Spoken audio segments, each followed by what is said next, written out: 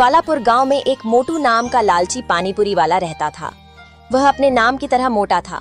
गांव के सभी लोग मोटू की दुकान से ही पानीपुरी खाया करते थे।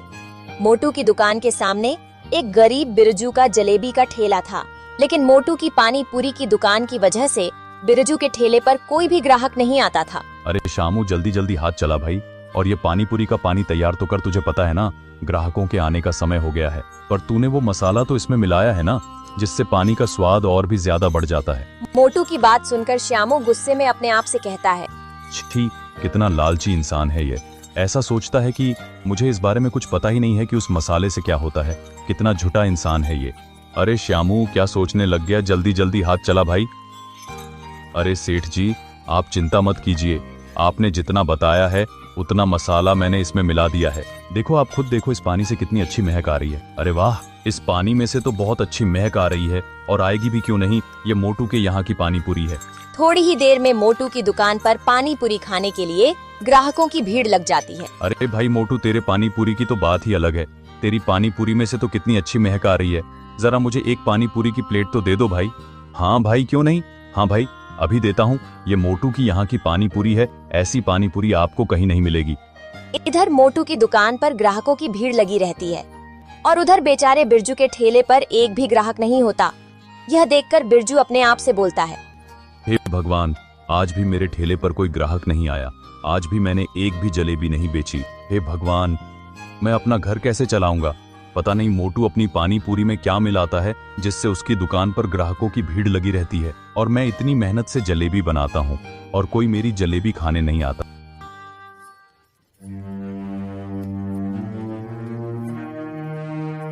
अरे वाह वाह, आज भी ज्यादा कमाई हो गई। हे भगवान, आपकी कृपा मेरे पे ऐसी ही बने रहे। अरे हे ना शामू, मैं सही कह रहा हूं ना? जी सेठ जी, अगर ऐसे ही रोज कमाई होती रही तो जल्दी ही आप गांव के सबसे अमीर आदमी बन जाएंगे। हाँ, और मेरी तिजोरी भी पैसों से भरी रहेगी। हाँ सेठ जी, वह तो है। अरे सेठ जी, मुझे आपसे कुछ कहना था। हाँ हाँ बोल, क्या कहना है तुझे? वैसे भी आज मेरा मूड बहुत अच्छा है। वो क्या है ना सेठ जी, मैं कह रहा था कि मेरी तनख्वाह बहुत कम है। आप मेरी तनख्वाह बढ़ा दे तो बहुत अच्छा रहेगा, क्योंकि इतनी सी तनख्वाह में मेरा घर चल नहीं पाता। अरे क्या है रे, कुछ महीना पहले ही तेरी तनख्वाह बढ़ाई थी, क्या उससे भी तेरा घर नहीं चल पाता? सेठ जी, कुछ महीना पहले नहीं, इस बात को 2 महीने हो गए, और आजकल महंगाई भी बहुत ज्यादा है। इतनी सी तनख्वाह में घर का गुजारा नहीं हो पाता है। सारा मूड खराब कर दिया तूने तो। अब ज्यादा दिमाग खराब मत कर, तुझे पता है ना, वरना मैं क्या करूंगा। मोटू की बात सुनकर श्यामू चुप हो जाता है। जब देखो तब मेरे को नौकरी से निकालने की धमकी देता रहता है। जिस दिन मुझे मौका मिला ना बेटा, उस दिन ऐसा हाल करके जाऊंगा ना तेरा, देखता रह जाएगा ये लालची इंसान। चल ठीक है, मैं जा रहा हूँ। तू ये दुकान साफ सफाई करके बंद करके चला जा, ठीक है? ऐसा कहकर मोटू अपने घर की तरफ निकल जाता है, और उधर बिरजू परेशान होकर अपने घर पहुँचता है।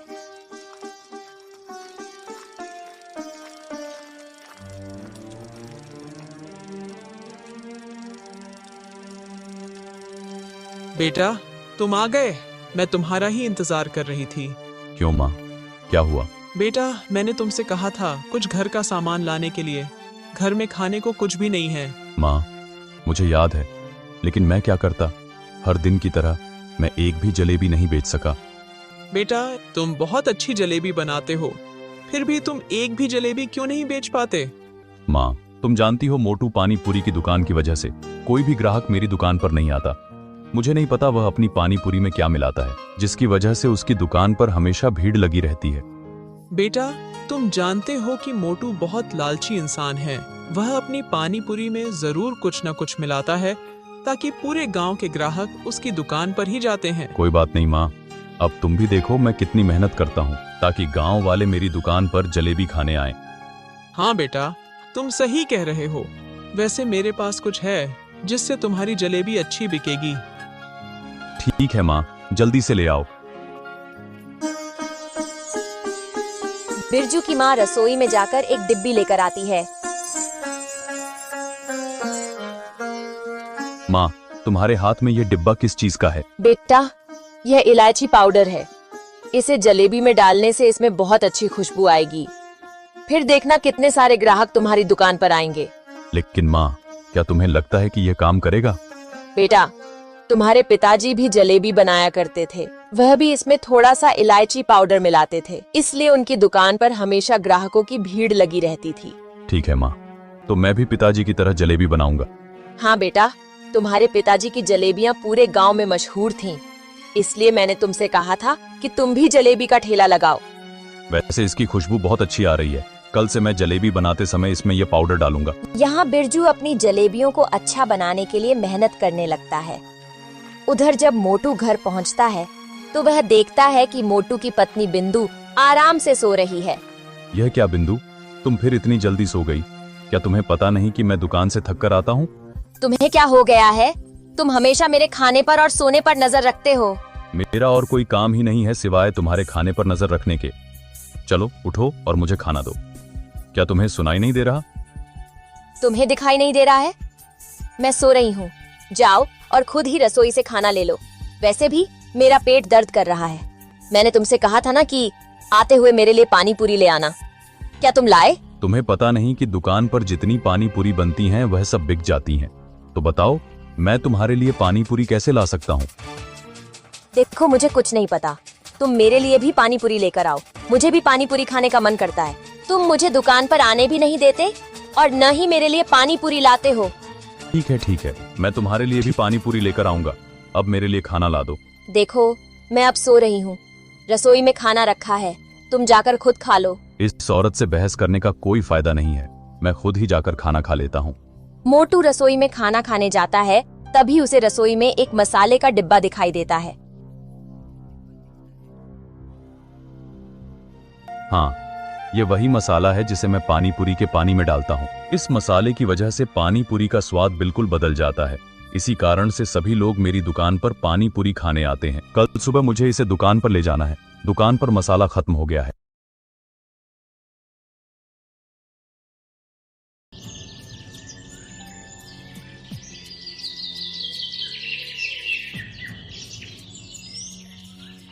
अगले दिन मोटू मसाला लेकर अपनी दुकान पर जाता है। वाह शामू, आज पानी पूरी में से खुशबू बहुत अच्छी आ रही है। हाँ साहब, ये मेरे हाथों का कमाल है। तुम्हारे हाथों का कमाल है या उस मसाले का कमाल जो मैंने तुम्हें दिया है? साहब, मसाला तो कल ही खत्म हो गया था। मैंने आपको बताया था कि मसाला खत्म हो गया है। इसीलिए मैं कह रहा हूँ कि पानी पूरी की खुशबू इतनी कम क्यों आ रही है? तुम किसी काम के नहीं हो। मुझे खुद ही इसमें यह मसाला डालना पड़ेगा। ऐसा कहकर मोटू पानी में मसाला डाल देता है।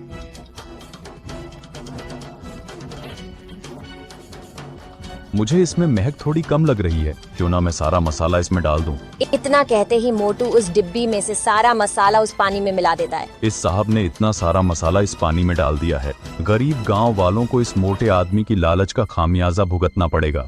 अब तुम देखो कि पानी कितना स्वादिष्ट हो जाएगा। जल्दी करो, ग्राहक आते ही होंगे। साहब, मैं सुबह से काम कर रहा हूँ। मुझे पता है तुम दुकान पर कितना काम करते हो। अगर तुमने जल्दी काम किया होता तो अब तक दुकान का सारा काम हो चुका होता। ये मोटा आदमी खुद सुबह देर से दुकान आता है और शाम को जल्दी चला जाता है और मुझे कहता है कि मैं काम नहीं करता। शामू, मुझे क्यों लग रहा है कि तुम मेरे बारे में कुछ कह रहे हो?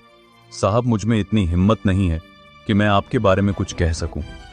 कुछ ही देर में मोटू की दुकान पर पानी पूरी खाने के लिए ग्राहकों की भीड़ लग जाती है। मोटू, मेरे लिए 5 प्लेट पानी पूरी पैक कर दो। आज मेरी साली आई है तो उसे इम्प्रेस करने के लिए मैं तुम्हारी दुकान की पानी पूरी दूंगा। अरे वाह भाई, आप मेरी दुकान की पानी पूरी देकर उसे इम्प्रेस करोगे? हाँ, तुम्हारी दुकान की पानी पूरी से बेहतर इस गांव में कुछ नहीं है। धीरे धीरे मोटू की दुकान की सारी पानी पूरी खत्म हो जाती है।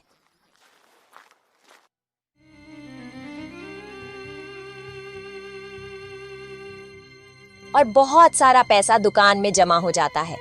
अरे वाह, आज भी इतनी सारी कमाई हो गई है। अरे वाह, लगता है मेरी तिजोरी अब जल्दी ही भरने वाली है। मैं जल्द ही इस गांव का सबसे अमीर आदमी बनने वाला हूँ। लगता है सेठ जी जल्दी ही अमीर आदमी बनने वाले हैं।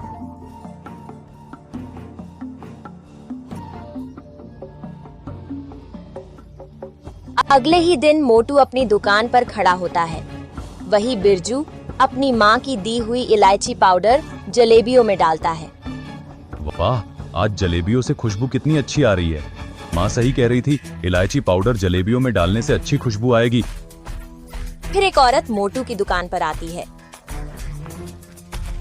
यह क्या मोटू जी, कल जो पानी पूरी मैंने आपकी दुकान से ली थी, उसे खाने के बाद मेरे बच्चों के पेट में दर्द होने लगा। वह औरत ये कह ही रही होती है कि तभी एक आदमी मोटू की दुकान पर आता है। क्या अरे मोटू, तुमने पानी पूरी में अब मिलावट करना शुरू कर दिया क्या? तुम्हारी वजह से मेरी बेइज्जती हुई। कल पानी पूरी खाने के बाद मेरे साली के पेट में दर्द होने लगा। तुम क्या कह रहे हो? आज तक किसी को मेरी बनाई पानी पूरी से कभी कुछ नहीं हुआ और इस गांव में मेरी जैसी पानी पूरी कोई नहीं बेचता।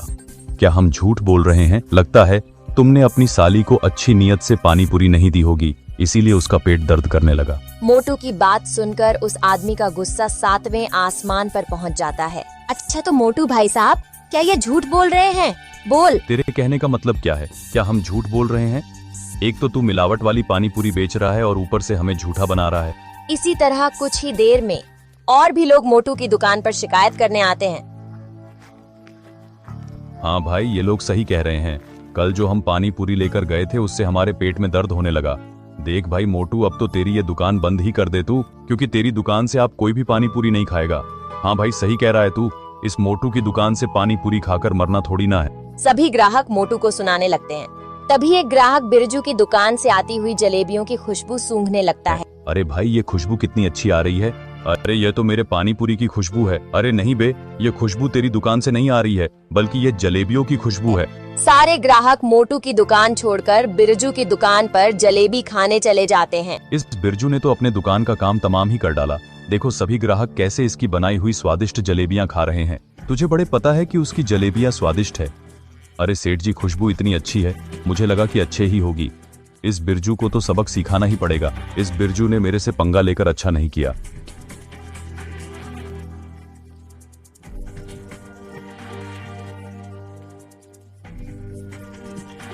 माँ, तुम कहाँ गई? बाहर आओ और देखो।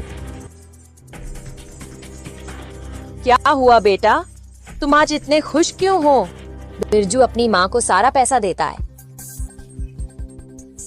वाह बेटा, इतना सारा पैसा। हाँ माँ, मैंने आज जलेबियां बेचकर ये सब पैसा कमाया है।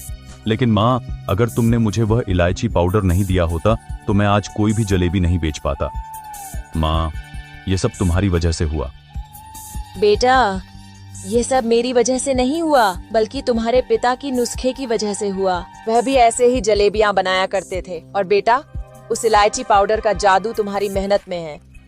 माँ, मैं इतना मेहनत करूंगा कि मेरी जलेबियां पूरे गांव में प्रसिद्ध हो जाएंगी। इधर बिरजू अपनी मेहनत की कमाई देखकर खुश हो रहा था और उधर मोटू बिरजू से बदला लेने के लिए वैद्य के पास चला जाता है।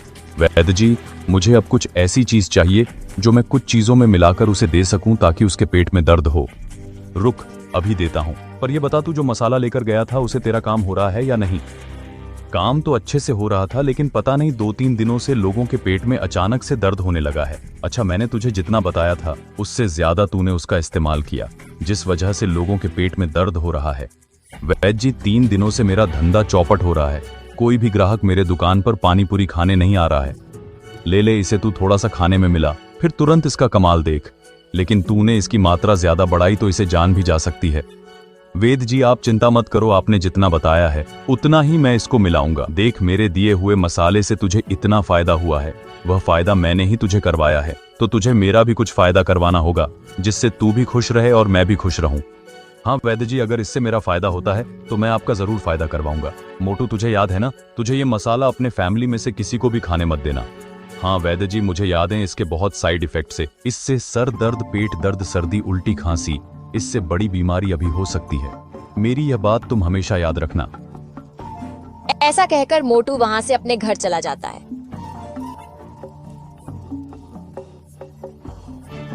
अरे बिंदु, ये डिब्बी जरा संभल के रखना, मैं अब सोने जा रहा हूँ। कल सुबह मुझे ये दे देना।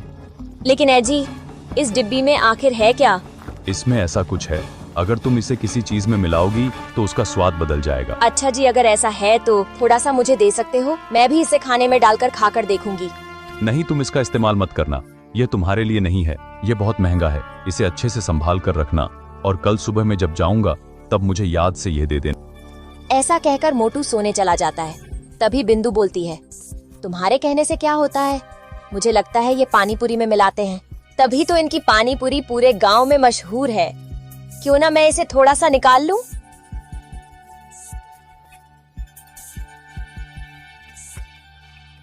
अगली ही सुबह मोटू अपनी दुकान पर चला जाता है।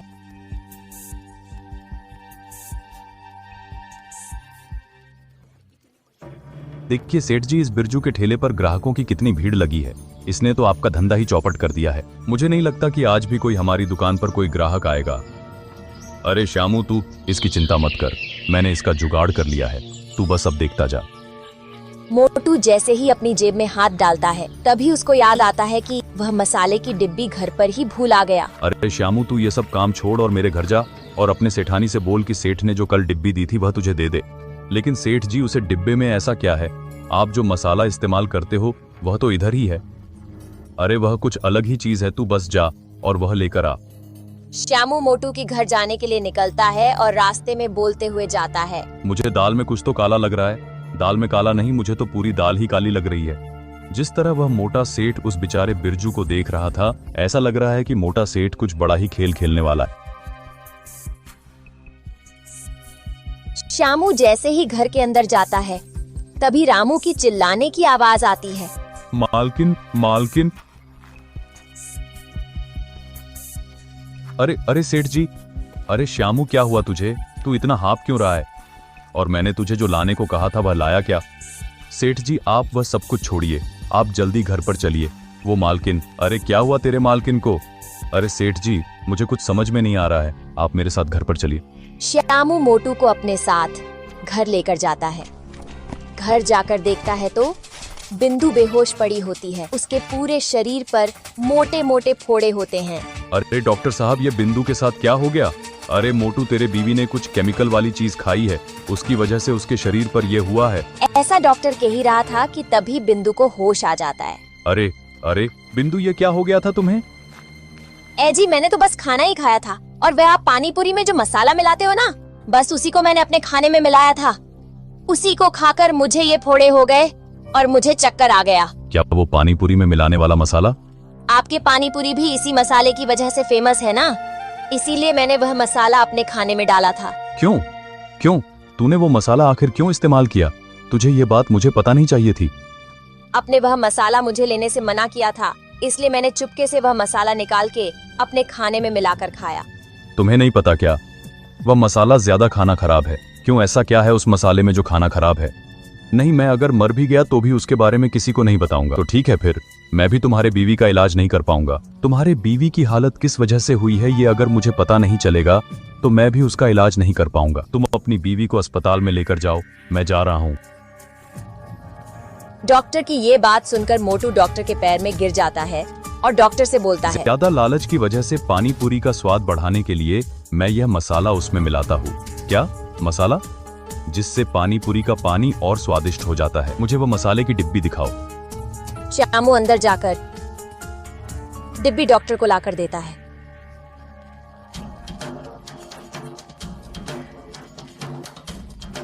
सत्यानाश, तुमको पता भी है इसके सेवन से इंसानों के अंदर कितने तरह की बीमारियां हो सकती है, और तुम ये रोज मसाला उन बेचारे ग्राहकों को खिलाते हो। तुम्हें पता भी है तुम कितना बड़ा पाप कर रहे हो। तुम्हें पता भी है इसको इस्तेमाल करने की क्या सजा है। डॉक्टर साहब, आपको जो सजा देनी है वह मुझे दे दो, लेकिन मेरी बीवी को बचा लीजिए साहब। ठीक है, मैं तेरे बीवी का इलाज कर दूंगा, लेकिन तुमको मेरी एक शर्त माननी पड़ेगी। हाँ डॉक्टर साहब, मुझे आपकी हर शर्त मंजूर है। ठीक है, तो तुझे ये अपना जुर्म दरोगा के सामने कबूल करना पड़ेगा। हाँ डॉक्टर साहब, मैं बोलूंगा, मैं सब कुछ सच सच बोलूंगा। आप बस मेरी बीवी को बचा लीजिए डॉक्टर साहब। मोटू के कहते ही डॉक्टर दरोगा को कॉल करके मोटू के घर बुलाता है।